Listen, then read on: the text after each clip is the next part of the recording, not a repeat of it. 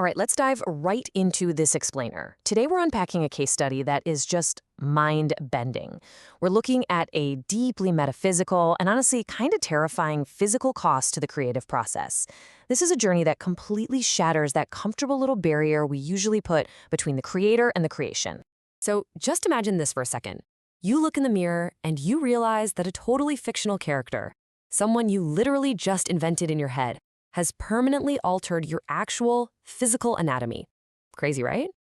But that's the exact reality faced by the subject of our explainer today, a 38-year-old novelist named Quill. Our story kicks off with this incredibly ominous truth. The first page of a new notebook is the most dangerous place in the world.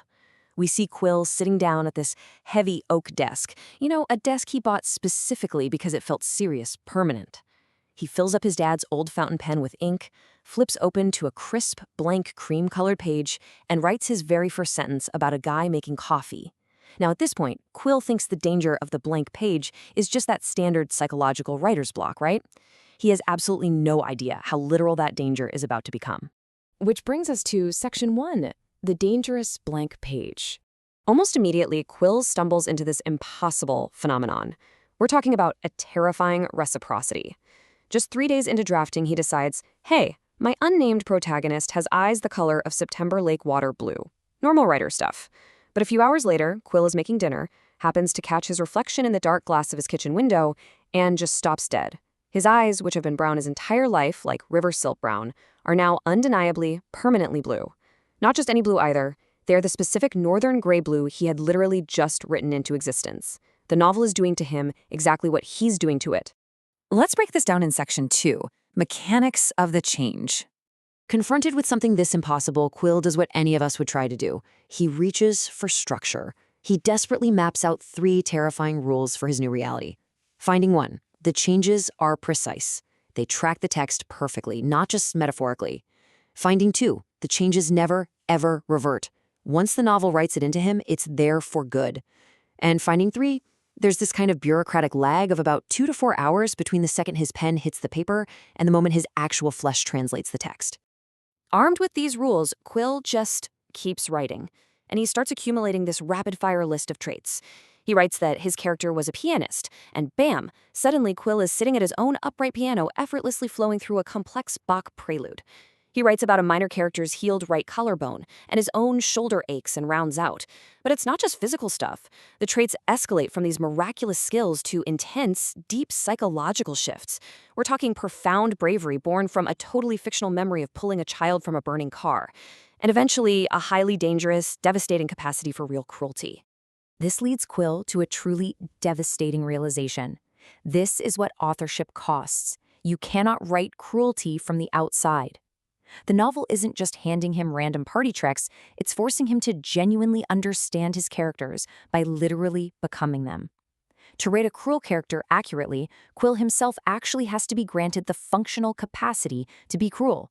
The rendering is 100% real. Okay, moving right along to Section 3, the recursive novelist. So Quill finally names his protagonist. He calls him Felix.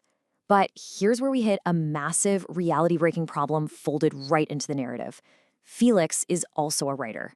Yeah, Felix is sitting at his own desk, writing his own novel. So what we've got here is an infinite mirror of metaphysical consequences. Think about it. What Felix writes in his novel changes Felix. And what Quill writes about Felix changes Quill. And you can see how this creates a highly dangerous loop. Inside the fiction, Felix carelessly writes in a background character who is fluent in every language, just because, he needs a quick translation to move the plot forward. Well, the very next morning, in the real world, Quill is hanging out in his kitchen, holding a bag of coffee, and effortlessly reading the Arabic text on the packaging. He grabs imported olive oil out of the recycling bin and perfectly understands the Greek. A moment of carelessness in the text now has immediate, unstoppable anatomical consequences for the author. Things take a very dark turn in Section 4, the escalating toll.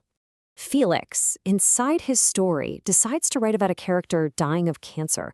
Almost immediately, Quill feels this deep heaviness right below his sternum. Then a second tumor appears on his left side. It's a horrifying realization. The text doesn't care who is who. It doesn't distinguish between its characters. A tumor written into the novel is quite literally a tumor written right into Quill's chest.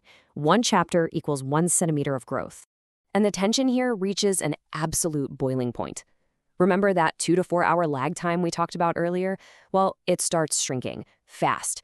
By week 3, it's down to minutes. By December, as the novel is finally nearing its end, the lag compresses to literally seconds. The translation of text to flesh is accelerating on an insane scale. As soon as Quill drops the period at the end of a sentence, the physical change hits his body simultaneously. Quill is forced to confront this brutal, devastating thought. The plant consumes the operator. It is literally the ultimate fear of every artist, made totally real. The machinery of the creation is actively feeding on the creator to fuel its own completion. The novel is extracting its final chapters directly from Quill's own lifespan. Yet right as this physical toll is peaking, the surrealism hits a crazy crescendo. Quill writes a love interest for Felix. Her name is Delia, a woman of profound honesty. Well, shortly after, a real woman named Elena just arrives outside Quill's apartment building. She's wearing a red coat, she completely matches Delia's exact personality, and soon enough, she confesses that she's having these vivid dreams where her name is Delia and she can play the piano. The novel isn't just altering Quill anymore. It's actively organizing the external world to complete its narrative. And that brings us to the climax. Section 5, the final sentence. In those final, desperate moments, a stunning climax of understanding hits them both. All this time, Quill thought the novel was adding foreign traits to him, piling new things on top of his original self. But in the final pages, he realizes it wasn't addition at all. It was excavation. The novel was stripping away his armor. It was digging down deep to reveal the capacities that were already submerged inside of him. The blue eyes, the piano playing, the bravery, the novel hadn't invented any of them. It simply read Quill deeply enough to drag them up to the surface. Guided by this incredibly profound realization, Quill picks up his pen. The boundary between him and Felix, it dissolves entirely. He writes the final sentence. He was the text, and the text, fully read, was free. The book completes him, exactly as he completes the book. It's the ultimate act of reciprocal rendering. So, what about the aftermath? Well, Quill survives. Writing that final sentence doesn't end his life. But what's really fascinating here is that those physical tumors, they don't magically vanish either. They become quiet. They just settle into his chest, beautifully and permanently symbolizing the literal heavy weight that profound art leaves within us. Every single book we truly give ourselves to leaves a permanent physical architecture behind. As we close out this explainer, I want to leave you with the final provocative thought. If it's true that the art we consume and the things we create literally and physically alter who we are, what are you allowing to write you today? What is the text of your life excavating from within you right now?